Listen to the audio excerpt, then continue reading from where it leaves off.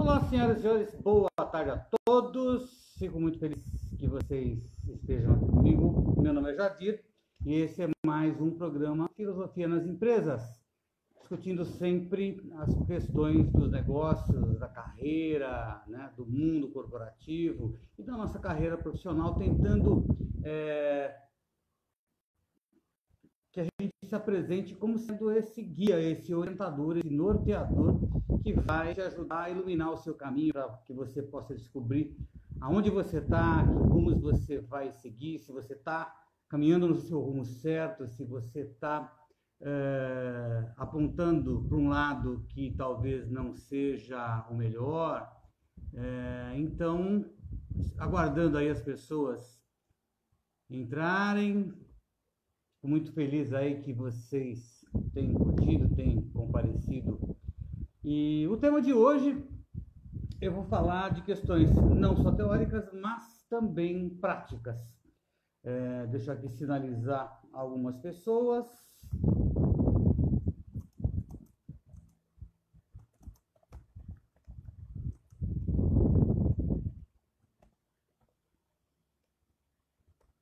Maravilha. Bom, fico muito feliz com vocês aí entrando na revista Filó. Olá, Paulinha, tudo bem? Sejam todos bem-vindos a mais um programa Filosofia nas Empresas, que já está na sua terceira temporada, né? As duas primeiras temporadas que foram feitas no rádio, numa rádio web. Você pode conferir no blog filosofianasempresas.blogspot.com.br, e nessa terceira temporada a gente está aqui em cores e ao vivo no Instagram, né? E logo na sequência, depois da live, a gente sobe isso para o IGTV e tanto no canal do YouTube também. Eu que agradeço a sua presença, Paulinha, muito obrigado por você estar aqui também. Então, depois, né, de hoje para amanhã, esse vídeo está no IGTV e também vai estar no canal do YouTube, né? Espero que vocês vejam e revejam não só essa live sobre esse tema, mas outras lives, outros programas anteriores, onde tratamos de vários temas interessantíssimos, picantes. Estamos aí numa elaboração daquele que pode ser talvez o segundo livro Filosofia nas Empresas, né? Nesse campo da filosofia nas empresas, para poder divulgar aí ao redor do mundo, já que agora nos tornamos mundiais, né? Já estamos alçando voos para além de São Paulo, para além de outros estados do Brasil, até para fora do Brasil. O nosso negócio hoje é falar sobre como tanto as empresas, quanto os departamentos, quanto empresas pequenas ou empresas grandes, mesmo empresas grandes, podem, a partir de um determinado conceito, a partir de uma determinada ideia, se reinventar. Mas não só para empresas grandes nem pequenas, mas também para você enquanto profissional. Talvez seja necessário você se realimentar, você se descobrir novas vias para você demonstrar como você pode contribuir nesse mundo, mais do que tão somente trabalhar para ganhar dinheiro, de como você pode contribuir para que as coisas no mundo possam ser melhores, deixar sua marca nesse mundo. E o trabalho, muitas vezes, é esse caminho, né? Se não um livro, mas na sua atividade diária. E nós vamos trazer agora, durante ao longo desse programa, vários casos de reinvenção. Casos de reinvenção em grandes empresas que foram espontâneas, ou casos de reinvenção que foram obrigatórios, né? Caso contrário, a empresa estaria em maus bocados. Então, trouxe aqui vários desses casos. Deixa eu ver aqui quantos casos eu trouxe. Acho que são 6 casos que eu trouxe, embora a gente tenha outros, mas o tempo nos é muito pequeno. Então, é importante que a gente traga alguns casos que são de extrema relevância e que você pode conferir facilmente em pequenas pesquisas na internet acerca desses casos de extrema reinvenção. Legal. Talvez o motivo fundamental de grande parte dessas reinvenções seja o aparecimento nos últimos 50 a 60 anos e mais do que só o aparecimento, a ideia de que se tornou central o conceito da sustentabilidade. A sustentabilidade que, num primeiro momento, apareceu como um problema impossível de ser resolvido. Muitas e muitas pessoas ao redor do mundo, durante muitos anos, se debruçaram sobre essa temática da sustentabilidade e muitas ações foram tomadas. Muitas conferências, muitas reuniões de cúpula, muitas reuniões underground, né, cúpula da terra, cúpula dos povos e outras coisas mais, mas, sobretudo, alguns grandes encontros e alguns grandes documentos foram esses documentos norteadores das questões da sustentabilidade. Apenas para citar aqui, talvez a primeira grande reunião de sustentabilidade foi em 1972 em Estocolmo, né? Depois disso, uma segunda grande reunião foi no Rio de Janeiro, em 1992, foi talvez a mais importante.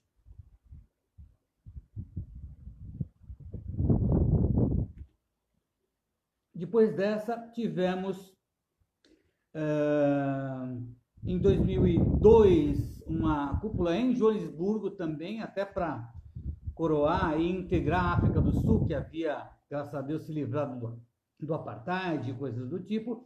E, por fim, talvez uma das maiores conferências que aconteceu foi em 2012, a famosa Rio+20, né, que aconteceu novamente aqui no Brasil, onde pessoas do mundo inteiro, em meio a uma crise, né, que ainda reverberava de 2008, né, a crise do subprime americano, que reverberou em vários lugares, e disseram que aqui só chegaram algumas pequenas marolinhas, mas todo esse conjunto de grandes conferências, juntando grandes cientistas, grandes políticos, economistas, e todo um grande grupo de pessoas ao redor do mundo pensando as questões da sustentabilidade, acabaram por trazer à tona determinadas ideias de sustentabilidade. Muitas coisas foram modificadas. Se nos for possível, a gente vai falar um pouquinho sobre o princípio poluidor-pagador, o princípio da precaução, que aliás é curiosíssimo, esse princípio da precaução que foi declarado inicialmente na Carta da Terra, né? Bom, vamos começar inicialmente com um dos primeiros conceitos, uma das primeiras ideias saídas desses encontros e marcada justamente em 1986, se eu não me engano, 84, 86, que fala sobre nosso lugar comum, que é o conceito de triple bottom line. O que significa isso, né?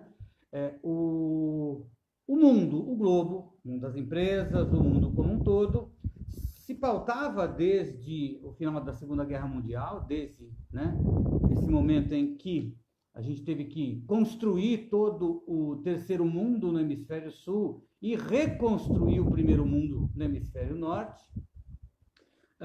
Se pensava muito em crescimento econômico, em PIB. E o Triple Bottom Line coloca outros ingredientes neste molho.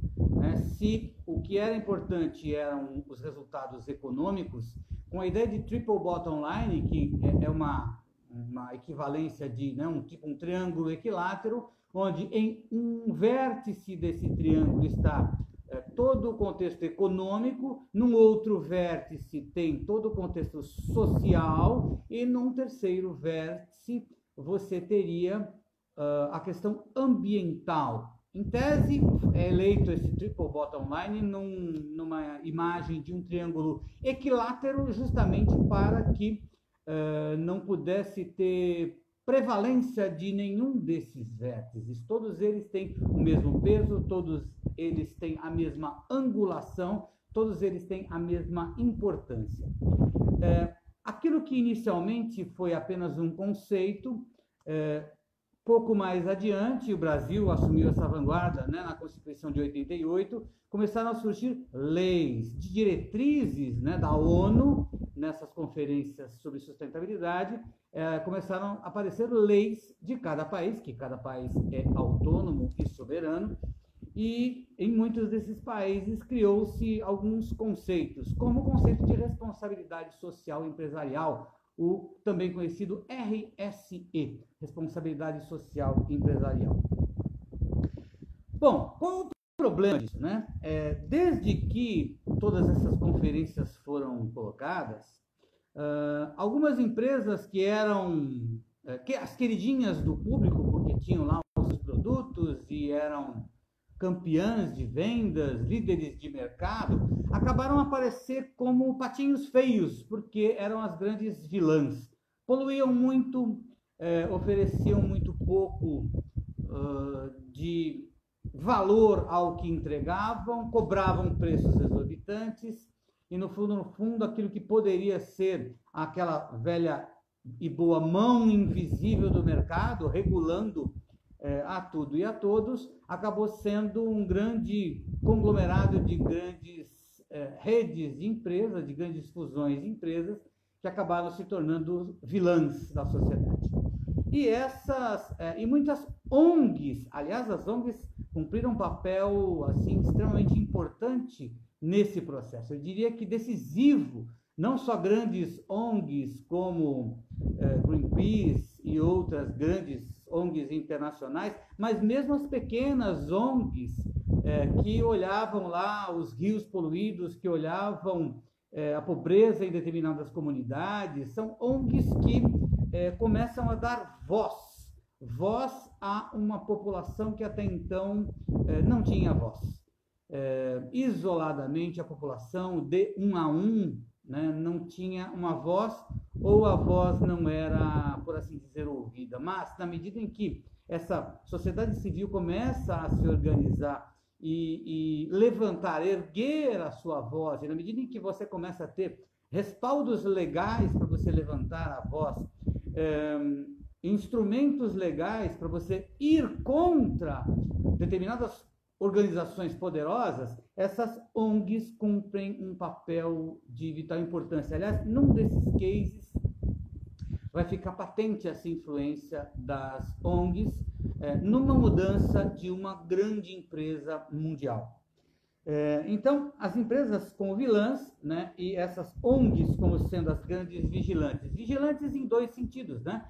Vigilantes no sentido de denunciar práticas eventualmente abusivas, né, de empresas, casos como, por exemplo, o da Shell, que acabou poluindo muitas terras, acabou prejudicando muitos lugares, como Paulínia. Paulínia é um lugar que foi bastante afetado por empresas da Shell, e esses problemas da Shell vêm se arrastando até hoje, ou problemas, por exemplo, como empresas automobilísticas, como Volkswagen, como Fiat, que tiveram de firmar compromissos nacionais de reajustamento de condutas, né? Ou seja, elas tiveram que ser censuradas pelo governo federal para não receber multas extremamente elevadas, multas assim estratosféricas, astronômicas, dantescas, poderia-se dizer. Então, essas ONGs vigilantes, né, acabaram sendo as grandes veladoras, né, desse processo de adesão, se não voluntário, por uma certa coerção das empresas. As empresas começaram a ver que a imagem, a reputação dessas empresas era um grande ativo. Então, elas precisavam zelar por esse grande ativo, por essa imagem, por essa rosto de bom moço, né? Por esse rosto bem afeiçoado, que muitas tinham, mas que por vezes por dentro era aquele pão bolorento, como costuma se dizer no velho ditado popular. Agora, do Triple Bottom Line, aparece como resposta a um desses vértices o conceito e, por que não dizer, um direcionamento para que as empresas, grandes empresas, consigam ter a tal da responsabilidade social ambiental. Ok, muitas empresas, inclusive, foram quase que obrigadas a aderir a essa ideia de responsabilidade social empresarial, na medida em que e para algumas bolsas de valores, isso era condição necessária, né? Para que você colocasse ações em bolsas. E então elas foram mais ou menos obrigadas pelo próprio mercado a aderir ao processo de responsabilidade social empresarial. Ariane dizendo: eu te admiro, professor, graças a Deus perdi o medo de escrever. Que bom, que bom. Aliás, escreva, mande esses escritos para mim, eu posso publicar no blog também. Aliás, fica aberto a todos vocês que estão assistindo, né? Se você tiver ideias a serem escritas, a serem publicadas, eu me ofereço como algum orientador para que você escreva dentro do seu campo, dentro da sua área, aquilo que você está com vontade de dizer, está com vontade de gritar, para que você seja ouvido. Meu blog está de portas abertas para que todas as pessoas possam escrever. Mais até do que o meu blog, já que o meu blog, Filosofia nas Empresas, que iniciou apenas como um blog, sem tantos compromissos, acabou por se transformar no livro Filosofia nas Empresas, né? Quem sabe o teu escrito, de você que está assistindo, não possa se transformar também em um capítulo de um outro livro, Filosofia nas Empresas, ou de outros livros além desse, né? Agora, voltando a essa questão da responsabilidade social empresarial, existem alguns certos problemas nesse conceito de responsabilidade social empresarial. Qual o problema? O primeiro problema isso era tido como sendo um custo a mais. Isso acabava, se não por onerar o preço final dos produtos, acabava como sendo uma despesa adicional para as empresas. Tanto que muitas empresas, até não sabendo como lidar com essa ideia da responsabilidade social empresarial, acabavam elegendo como uma certa verba destinada, por assim dizer, a uma filantropia. Aliás, muitas dessas empresas, inclusive, acabaram por adotar, e se você está aí no mercado de trabalho, você deve ter notado que alguns departamentos de recursos humanos têm dado preferência para que as pessoas coloquem, inclusive, no currículo, né? Currículo para seleção de alguma empresa, casos de voluntariado. Então, vê-se com bons olhos nas empresas que você faça trabalhos voluntários. Agora, qual é o sentido de você fazer um trabalho voluntário, seja ele qual for, e isso ser bem visto e bem quisto pelas empresas? É que, na verdade, para uma empresa, fica talvez muito barato ela disponibilizar, por exemplo, para você fazer um determinado trabalho voluntário em um asilo, em uma creche, em uma escola, para pintar alguma escola, alguma instituição, algum prédio, seja lá o que for, que esse trabalho voluntário seja realizado num dia de trabalho, num dia de expediente seu, e essa empresa capitaliza essa ação como uma ação de responsabilidade social empresarial. Agora, como que ela pode capitalizar isso? Como iniciativas de responsabilidade social ou ambiental. E é claro que isso é cobrado, sobretudo nessas grandes empresas que têm os seus conselhos de administração, que trabalham profundamente norteados pela ideia de governança corporativa. Esses temas são pautados e são cobrados. Existe, por assim dizer, ainda hoje em dia, já aquilo que se chama de contabilidade ambiental e de contabilidade social nas empresas, além da contabilidade financeira, é claro. Agora, se cobra isso, inclusive se uma ação pode aumentar ou diminuir dado determinado tipo de ação no sentido da responsabilidade social ou responsabilidade ambiental. Então, se a empresa vê com bons olhos que você faça atividades voluntárias na sua comunidade, em qualquer outro lugar, ou mesmo empresas que muitas vezes adotam instituições filantrópicas, até por conta de que ela pode ter abatimento de impostos e outros benefícios, talvez, mas ela muitas vezes disponibilize ou promova ações para devolver voluntariado, justamente porque ela consegue capitalizar no seu, se não no cômputo do aumento de ações, ao menos no âmbito institucional, na imagem da empresa, né? Em como a empresa é vista pela sua comunidade, pelos seus stakeholders, né?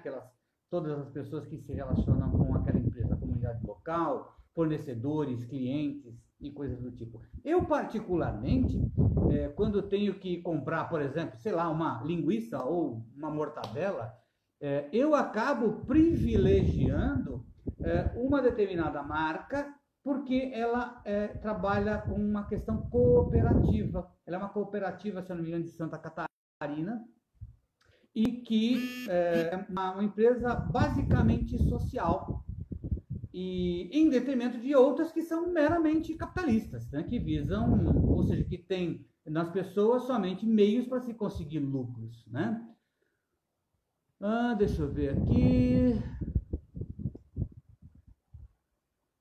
Legal, mando sim. Um olá para vocês. Legal. Podemos, aliás, me deem os seus coraçõezinhos, aqui, cliquem nos coraçõezinhos para que a gente possa aumentar a visibilidade dessa live, do programa Filosofia nas Empresas, para que ele possa ganhar visibilidade e credibilidade junto às pessoas. Aperta aí no coraçãozinho que as coisas vão começando a acontecer mais e melhor. E não conseguindo assistir o programa como um todo, depois você pode ver tanto no IGTV quanto no meu canal do YouTube. Pois bem, o problema é que muitas vezes a verba que era destinada à responsabilidade social empresarial, ou ela era muito escassa, ou ela ia embora rapidamente. E acabava a verba, simplesmente desistia-se de investir mais, porque aquilo era só um custo, aquilo era só um aumento de despesas. Então não se via, por assim dizer, um retorno deste investimento, não era um investimento, né? Ou muitas empresas, cheguei a ver isso acontecer, né? Passando por uma determinada crise, precisando de caixa, precisando de dinheiro, claro, sacava dessa verba de responsabilidade social empresarial e utilizava no seu dia a dia, claro, deixando de lado uma iniciativa que poderia ser bastante importante. Pois bem, em 2006, dois autores famosos americanos, se eu recupero o nome deles, né? O Michael Porter e o Mark Kramer forjam um conceito pensado, elaborado sobre o conceito de responsabilidade social empresarial, e eles criam um novo conceito a partir disso, que é o conceito de criação de valor compartilhado. O conceito de criação de valor compartilhado, que é um conceito rico e, de certo modo, até um tanto quanto complexo. Eu não vou explicar esse conceito, na verdade eu vou tentar deixá-lo claro muito mais no exemplo e sobretudo nos exemplos da Coca-Cola e da Nestlé, que adotaram ou por vontade própria ou por necessidade, acabaram adotando o conceito de criação de valor compartilhado. E isso acabou por reinventar tanto a Nestlé quanto a Coca-Cola. Tá? Reposicioná-la no mercado, ser vista no mercado de maneira diferente. Esse conceito de criação de valor compartilhado é um conceito extremamente chave, né, que, se bem compreendido, se bem trabalhado, não só por departamentos dentro de empresas, ou pequenas empresas, ou médias, ou grandes empresas, e aqui eu estou dando exemplo de grandes empresas, e não quero dizer que isso só seja possível em grandes empresas, muito pelo contrário, é que tudo em grandes empresas é muito mais difícil. Grandes, eu digo, empresas mundiais, como uma Coca-Cola e uma Nestlé. Muitas vezes, você fazer uma mudança, uma transformação profunda em empresas desse tamanho é um trabalho extremamente gigantesco. E muitas vezes se abandona essa ideia de transformação por conta de tanto trabalho, de tanta transformação que ela vai necessitar. Mudança de cultura, mudança de postura, mudança no desenho da organização, contratações, mudança na mentalidade das pessoas e tudo mais. Agora, o que diferente tem, né? A principal diferença que existe do conceito de criação de valor compartilhado para o conceito de responsabilidade social empresarial é que ela transforma toda a verba destinada para esse fim de custo, de despesa, para investimento. Para um investimento que você pode ver resultado na sequência. E ela desloca, uma segunda diferença é que o conceito de criação de valor compartilhado desloca a ideia da filantropia, coisa que não tem nada a ver com o negócio. Por exemplo, não seria papel de uma Nestlé, uma Coca-Cola, ou de um banco Real, Itaú, Santander, ou de qualquer indústria automobilística, cuidar de orfanatos, de creches, de escolas e coisas do tipo. Não é este o papel, né? Ela não tem este papel social. Mas como ela pode ter uma responsabilidade social, empresarial, direcionando o seu investimento para o core business, ou seja, para o seu negócio, para o negócio que é do seu próprio interesse e ainda assim promover benefício ou para o ambiente ou para as pessoas. Ou seja, como que mesmo pensando no meu próprio negócio e talvez nos meus próprios resultados, eu consigo me reinventar e a partir disso eu consigo melhorar enquanto empresa, não aumentar as minhas despesas e eventualmente até aumentar o meu rendimento e o meu ganho. Então, aí é o segredo. Primeiro, o deslocar isso de custo para investimento e, claro, nos conselhos de administração, se um ou outro, né, torce o nariz para um aumento de custo, para um aumento de despesa, isso já não acontece quando você está falando de investimento para um retorno logo na sequência. De tal modo que só de você colocar isso em potes diferentes para uma reunião de conselho de administração, isso já muda completamente de figura. Ou seja, são investimentos em negócios que vão gerar mais resultados, vão melhorar a imagem da empresa. Então, talvez aí seja o grande segredo. Então, a gente vai tentar ver como é que isso foi feito em algumas grandes empresas. Agora, talvez o primeiro ponto que precisa ser colocado aqui é que não é porque Porter e Kramer inventaram isso que esse é o único conceito. Qualquer um de nós pode pensar, pode ter ideias. Aliás, no primeiro caso prático que eu vou contar, o terceiro caso prático que eu vou contar de um gestor que fala que é, de fato, de extrema importância que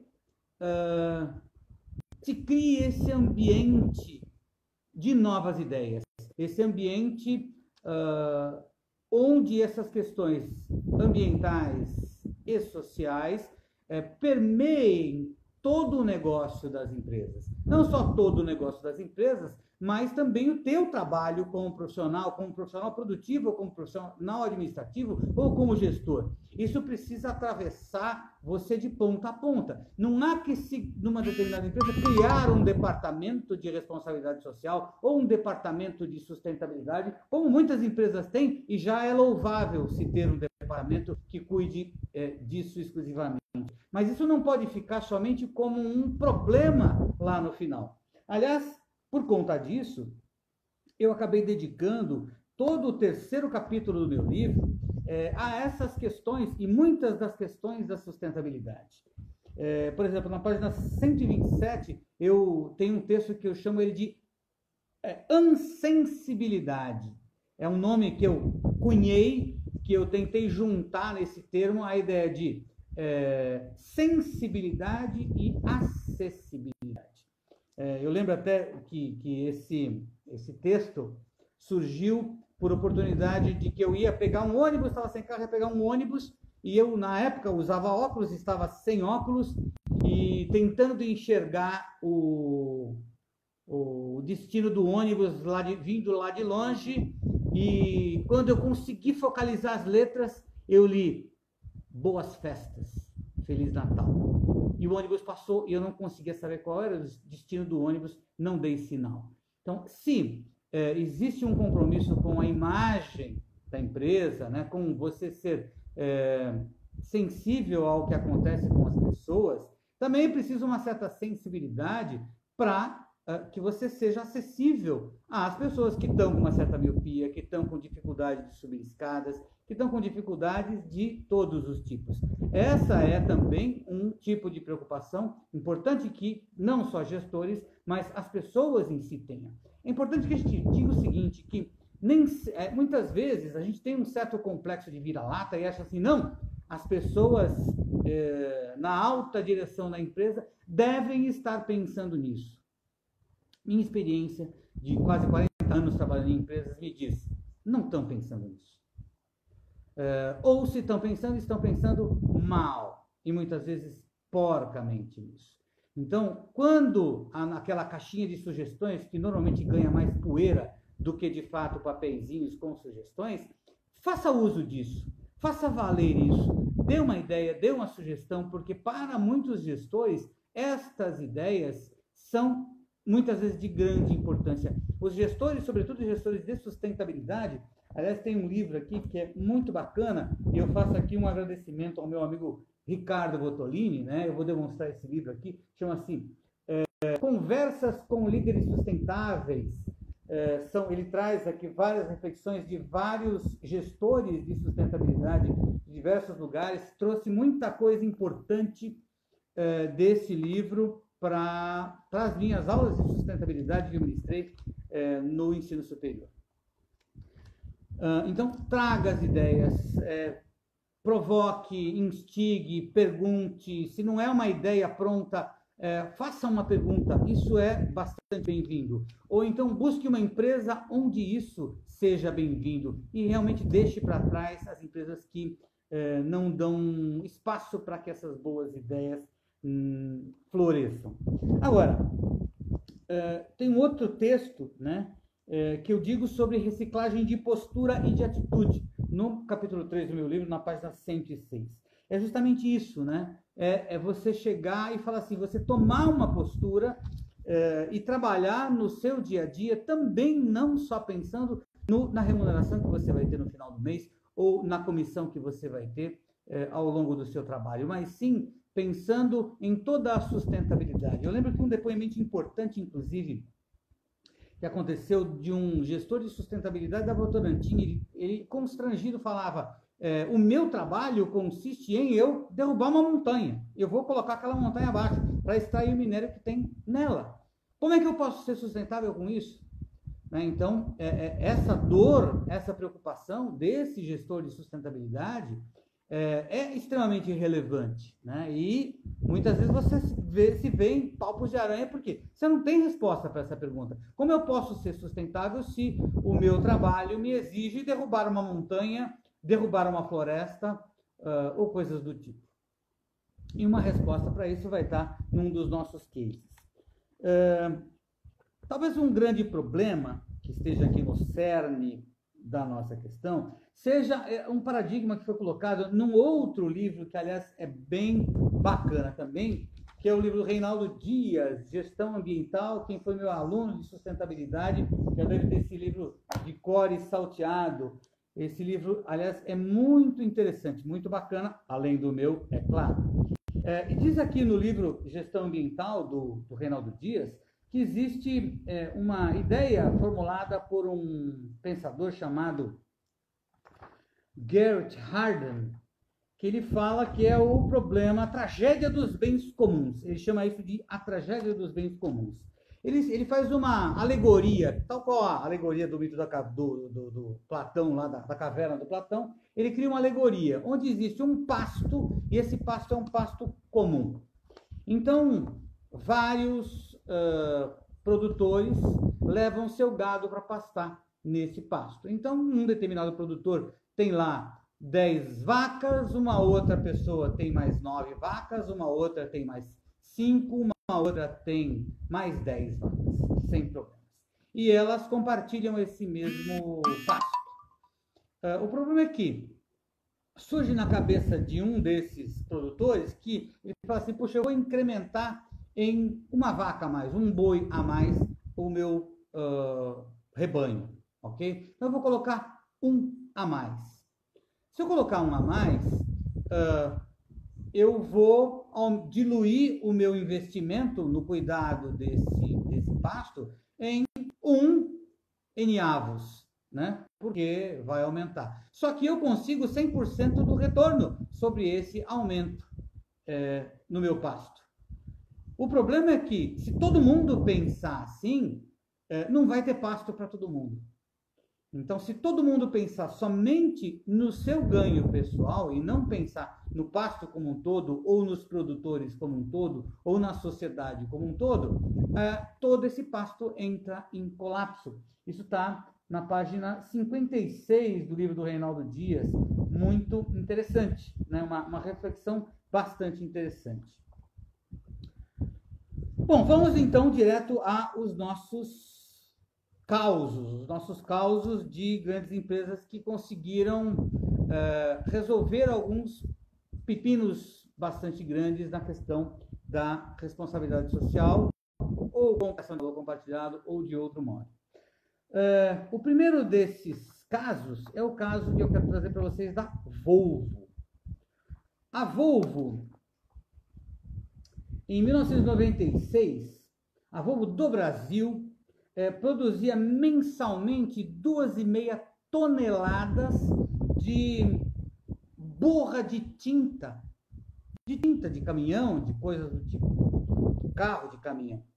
E esse resíduo era um resíduo de difícil uso, de alto grau de contaminação ambiental, e ela estava sem saber o que fazer com isso. Gastava uma fortuna para alguém tirar de lá, dar algum destino, e não se sabia ao certo que destino seria esse. Então, ainda que ela pagasse um bom dinheiro para se ver livre desse rejeito do trabalho dela, do processo produtivo dela, ela não sabia ainda qual era o destino. Ela simplesmente pagava um determinado valor e essa empresa dava algum fim, fosse ele qual fosse, e ela não tinha mais autonomia para saber qual era o destino dado a esse rejeito da borra da tinta. Diante desse problema, não só o problema do custo do trato com esse rejeito, mas também no custo ambiental de tudo isso, a Volvo começou a tentar buscar meios de como organizar e trabalhar com esses rejeitos. Bom, acabou que, por fim, ela começou a destinar, fez uma experiência com a ajuda de uma ONG, né? Com a ajuda de uma ONG, eu acho que não fala aqui qual é a ONG, mas esse rejeito de tinta acabou entrando na composição da fabricação de tijolos, tá? Então, para você, inclusive, gastar menos matéria-prima para produzir tijolo e dar um tijolo com uma coloração diferente, você utilizava aquela borra de tinta na composição do próprio tijolo. Além de você reduzir o uso da matéria-prima para se fazer o tijolo, a extração da natureza de parte da matéria-prima para se fazer o tijolo, você ainda aproveita um rejeito que seria dispensado de maneira ruim na natureza, seria altamente tóxico. Então a Volvo, por assim dizer, acabou por se reinventar, né, inventar um jeito de ela se ver livre disso. E ela ainda paga para que a pessoa use esse material, faça o transporte desse material, mas paga muito menos, né? Paga muito menos do que pagava antes, quando ela não sabia qual era o destino que ia ter esse rejeito tóxico do seu processo produtivo. O segundo caso que eu quero trazer para vocês Trata-se de uma outra grande empresa, a 3M. 3M, uma empresa gigantesca, né, mundial, inicialmente pensando ainda na ideia de responsabilidade social empresarial, acabou fazendo um determinado investimento. Deixa eu ver se eu consigo encontrar a página aqui, acabei me perdendo. Ela acabou fazendo um investimento no fornecimento de sopa para moradores de rua. Então, ela disponibilizava sopa para moradores de rua, se não me engano, na região de Campinas. Eu não sei se o meu querido amigo o professor Rois conseguiu entrar, eu acho que não, mas ele poderia atestar isso, caso, né, surgisse, parasse algum tipo de dúvida. Agora, essa questão da 3M é uma questão bastante interessante. Aquilo que inicialmente foi só uma questão filantrópica, só uma questão de altruísmo, né, um destino de uma determinada verba, até pequena, ela acabou, na verdade, se associando também a uma ONG da região, acabei encontrando aqui, né? E ela desenvolveu um pão, um tipo de um pão, né, que poderia servir de recipiente para a sopa. Isso eliminaria, por exemplo, o uso de quentinhas de plástico, de isopor ou de alumínio que pudessem ser descartáveis, gerando lixo, né? Então, para evitar esse aumento gigantesco de lixo nas cidades e na natureza, ela acabou desenvolvendo uma massa, o que ela chamou de massa do bem. Deixa eu ver se eu encontro aqui exatamente o trecho em que fala disso, né? Aqui, ó. A iniciativa resultou na descoberta da massa do bem, uma massa de pão moldada em formato de cumbuca, criada por alunos da Faculdade Metrocamp de Campinas para servir a sopa para os moradores de rua, além de poder ser ingerida também junto com a sopa, né? Essa inovação elimina o problema ambiental gerado pelas embalagens descartáveis de isopor, alumínio, metais, plásticos usadas nessa campanha. E quem começou a produzir isso foi a APAI de Campinas, né, que começou a produzir isso. Mas, não contente com isso, não achando que isso fosse suficiente, ela começou também a melhorar os seus próprios processos produtivos para poder extrair menos produtos da natureza, reciclar, reutilizar inúmeros materiais. Então, o caso da 3M é um caso bastante interessante, que do início de um investimento em responsabilidade social empresarial, começou-se a perceber que ela podia entrar em outros mercados também, e esse seria um mercado extremamente atraente, inovador e também lucrativo. Tem vários casos, aliás, esse é um outro livro bacaníssimo que eu tenho, que aliás eu peguei esse livro, nem comprei esse livro, que se chama Experiências Empresariais em Sustentabilidade, da editora Campos. O autor é Fernando Almeida, né? O mesmo autor de Desafios da Sustentabilidade. Tem vários cases, embora ele já seja um livro razoavelmente antigo. Deixa eu ver de quando que ele é, deixa eu ver se fala aqui de quando que ele é.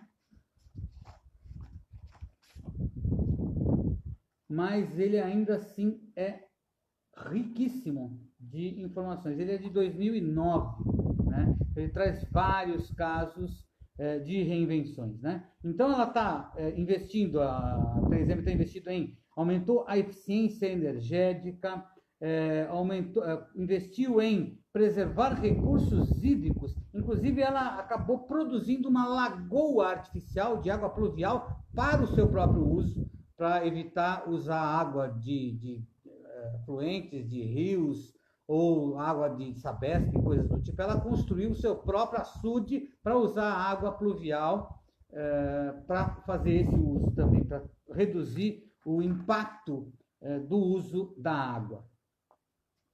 Outro case bastante interessante é o case que inicialmente acontece no Banco Real.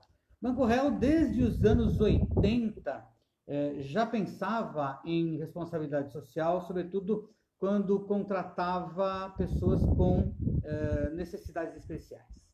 Era muito curioso até, eu conheci Banco Real desde essa época, e chegava às 6 horas da tarde, os primeiros a sair do trabalho eram justamente as pessoas que ou eram cegas, ou mancas, ou usavam cadeira de roda, muletas, pessoas com cão-guia, era maluco, os elevadores iam descendo e as pessoas iam saindo de lá, parecia uma loucura, né? Só com as pessoas privilegiadas, né, podiam sair primeiro as pessoas com necessidades especiais. Agora, além disso, e por conta também de algumas outras iniciativas, aliás, tem um ponto bastante interessante que eu vou também ler, né?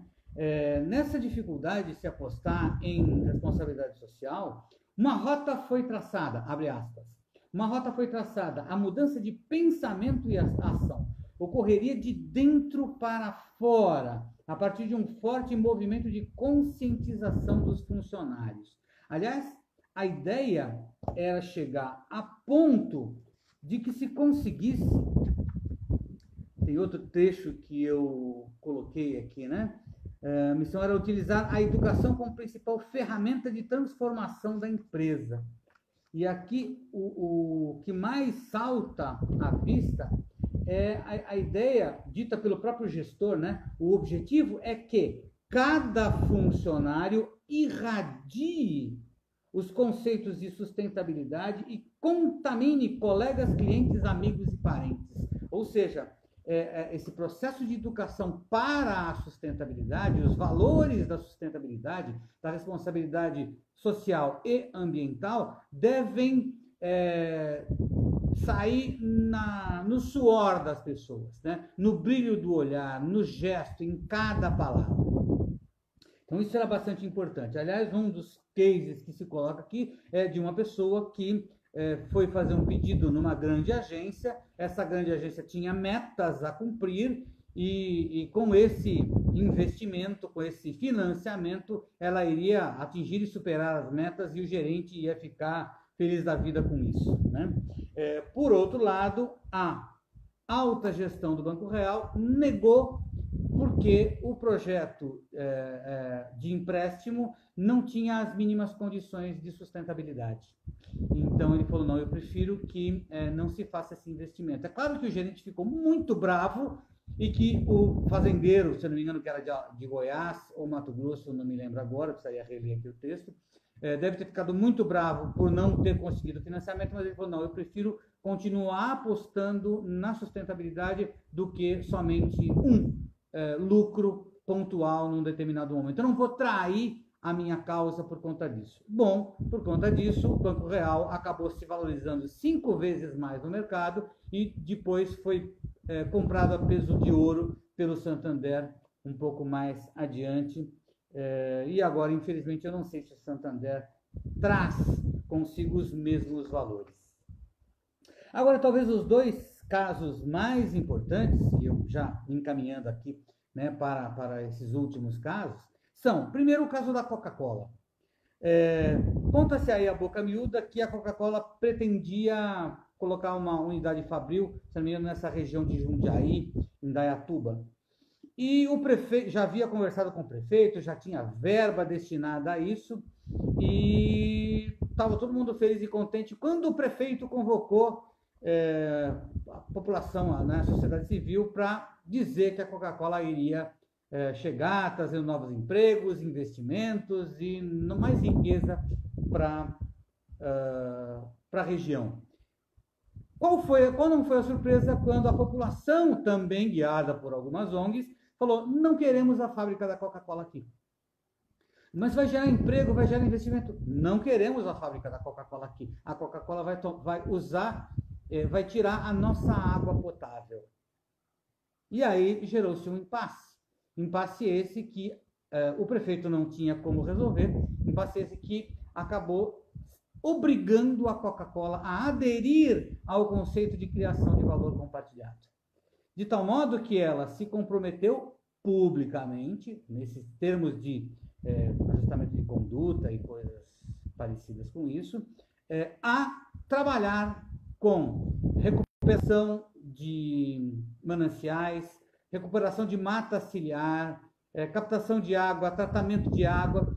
Um detalhe bastante interessante, que isso não era só o suficiente, houve também um compromisso de que ela melhorasse o seu processo produtivo. Em geral, em todas as plantas de fabricação de Coca-Cola ao redor do mundo, o normal era que se utilizasse, pelos dados colocados, inclusive por um gestor da própria Coca-Cola, 5,4 litros de água para se produzir 1 litro de bebida, seja ele Coca-Cola ou qualquer outro refrigerante ou qualquer outra coisa. 5,7 litros de água para 1 litro de bebida da Coca-Cola. E isso acabou sendo absolutamente impossível. E, depois de muito negociar, depois de muito trabalhar, a Coca-Cola hoje, nessa planta de Jundiaí, tem, no livro está constando aqui que eles gastavam 1,8 litros de água para cada litro de bebida, e eu já vi, pesquisando na internet, que esse número já caiu para 1,4 litros de água, e ela devolve essa água tratada e melhor para a natureza novamente. Então, investir uma grande e poupuda verba na água, que é o core business da Coca-Cola. Sem a água, a Coca-Cola não funciona, não faz o refrigerante dela, não faz o suco dela, não faz nada em todo o processo produtivo e até no próprio produto. Sem a água, ela não consegue fazer nada. Então, sem a água, ela não trabalha.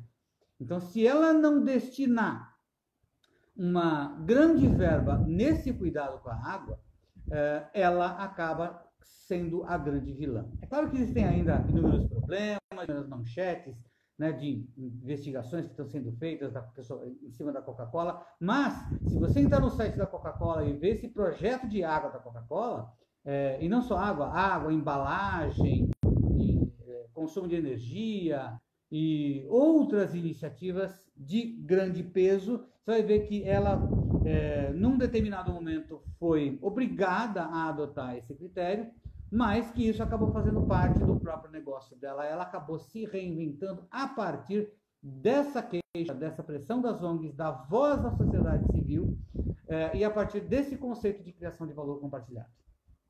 Então, a Coca-Cola se reinventou. E, na verdade, no mundo, isso dito pelo próprio gestor da Coca-Cola, no mundo, a fábrica que tem maior eficiência nesse sentido é a fábrica de Jundiaí. Além dela, tem a Nestlé.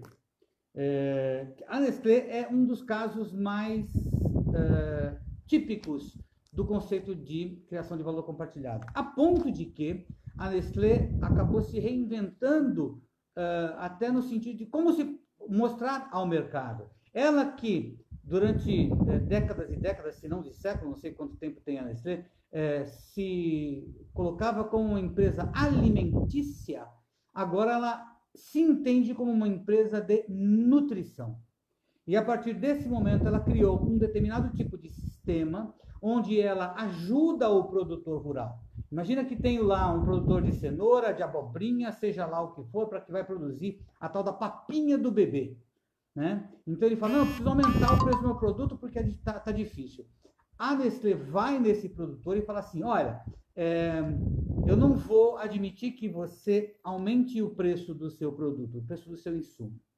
Mas, ao contrário disso, eu vou fazer o seguinte, eu vou transferir tecnologia para você, produtor, de tal modo que você vai produzir mais, me vender mais barato e ganhar mais dinheiro com isso. Então, ela cria meios de compartilhar essas tecnologias, né, de alguém que produz com excelência. Ela pega, aprende isso, não é o negócio dela plantar o alimento, mas ela pega esse conhecimento de um dos fornecedores, repassa para outros fornecedores. Ao invés dela chegar e falar assim, não, eu não vou pagar o preço que você quer, eu vou mudar de fornecedor. Não, ela vai lá e empodera o fornecedor, de tal modo que ela cria valor para esse fornecedor, ou até para a própria comunidade, para a própria cidade, até no sentido de investir em escolas rurais, no sentido de investir em financiar caminhões para transporte, né? Ela vai se sensibilizar com essa dificuldade do produtor, com como ele produz o leite, com como ele produz o legume, com como ele produz, seja lá o que for, que possa ferir a ideia de nutrição que ela tem no seu produto. Se você entrar no site da Nestlé e procurar o conceito de criação de valor compartilhado adotado na Nestlé, você vai perceber que esse é um projeto extremamente sério. E não é só no Brasil, isso é feito no mundo inteiro. Tanto que, inclusive, a Nestlé inaugura, se não me engano, em Bangladesh, uma empresa, junto com Mohamed Yunus, que é uma empresa de lucro social, uma empresa 2,5. A gente vai falar sobre esse conceito num dos programas mais adiante. Esse é um conceito também novo que está aparecendo por aí afora.